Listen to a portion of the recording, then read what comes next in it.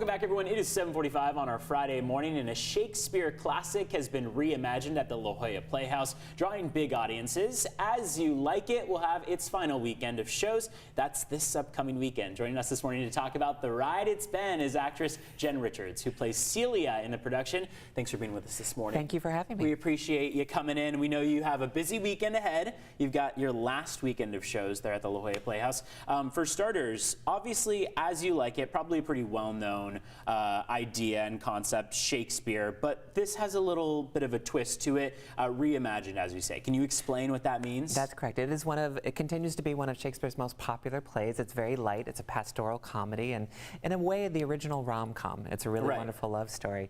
But what Will Davis and Christopher Ashley, our co-directors, have done with this show is basically one of the central conceits of the show is that the heroine, Rosalind, dresses up as a boy when she goes off into the woods and helps her future lover court herself in a weird way. So it plays with gender.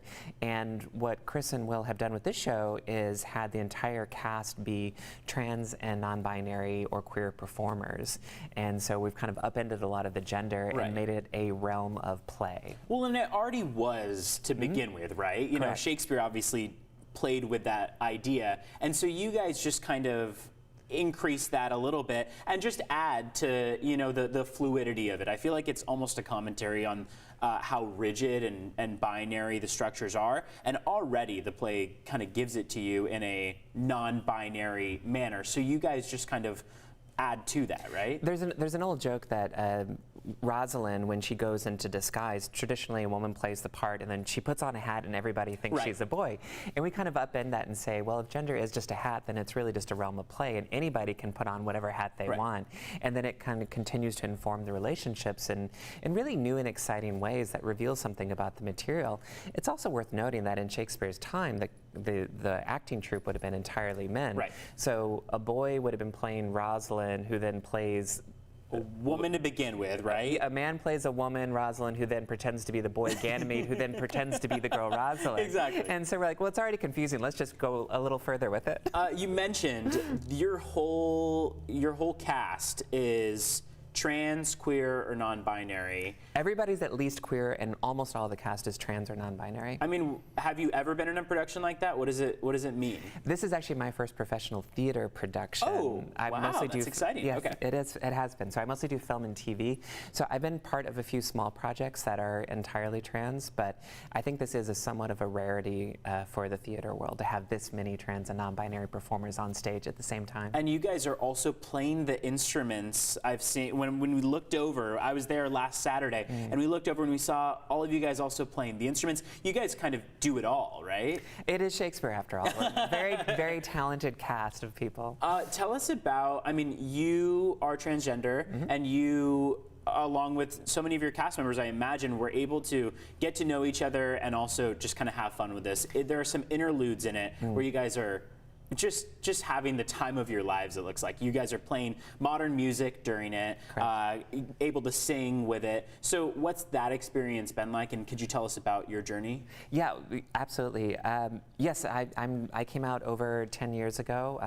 I've been acting my whole life. I'd actually been studying Shakespeare in Chicago my whole life, and had been doing, you know, the male monologues and male parts prior. And then at a certain point after my transition, my teacher's like, well, it's time to come back and start doing the female monologues, and they brought me back in. And it's continued to be a love of mine. And again, it's very true to Shakespeare's day. I mean, the original actors who first played the parts of Rosalind and Celia and Gertrude and Ophelia and Portia and all these wonderful, iconic female roles were, you know, at the time, boys, but were probably actually trans women in Shakespeare's day, and this is how they did it.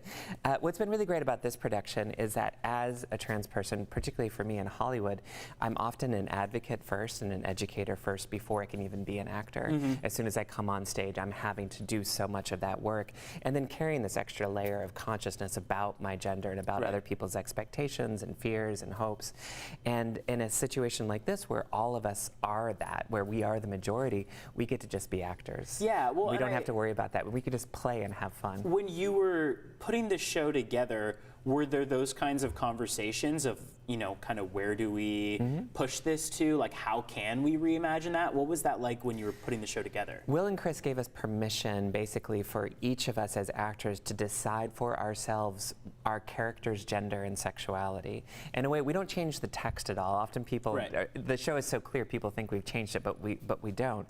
So some of the actors, particularly the actors who play multiple parts, Rachel Crowell, who is a trans woman, plays Duke Frederick, the bad guy, as a cis man, and then plays the shepherdess Corin as a trans woman. And so each of us gets to decide what our character is, and then that informs our relationships to each other on stage as well. And you're also doing this, of course, at the Jolla Playhouse, which people love and adore.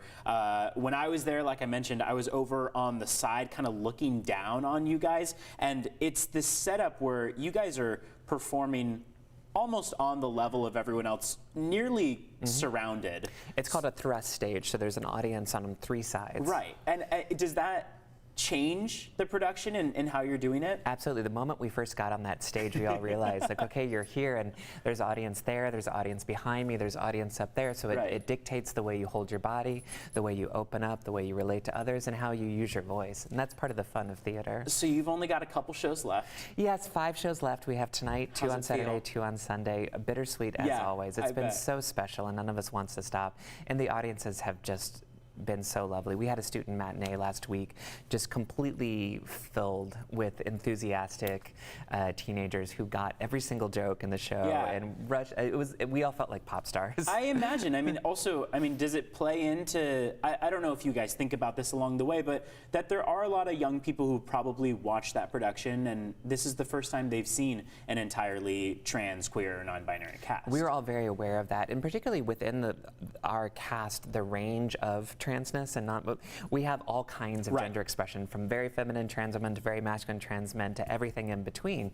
And so it was nice to know that for those high school audiences, whoever they were, they probably saw someone on that stage and thought, oh, I could do that part. Yeah, exactly. Okay, couple last productions that you have. There are some tickets still available. Correct. Remind us, you have a show tonight, and then do you have a matinee tomorrow, or what? That's correct. So tonight at 8 o'clock, and then Saturday and Sunday at 2 p.m. there are matinees, and then there are evening performances as well. And where do people go for tickets? La Jolla Playhouse. .org. LaJollaPlayhouse.org. I was like, what's the website too? Before we go, see it. It's very special. What's the plan after this? Do you go? Are you from LA? Do you go back to LA? I live in after LA. this? I have a movie premiering on the 14th, so I've got to be back for that, and then a TV show coming out in January. So. And for social media, people want to get involved. Where can they find you? I'm Smartass Jen everywhere. I stay true to brand. Okay, and there we go. La Jolla Playhouse also has a lot of great materials on their Instagram and Twitter promoting the show. They've got all their social media too. Yeah. Well, thank you, Jen, for being with us. Thank you so much for coming. Good luck for the last final productions that you have going on. Great, thank you.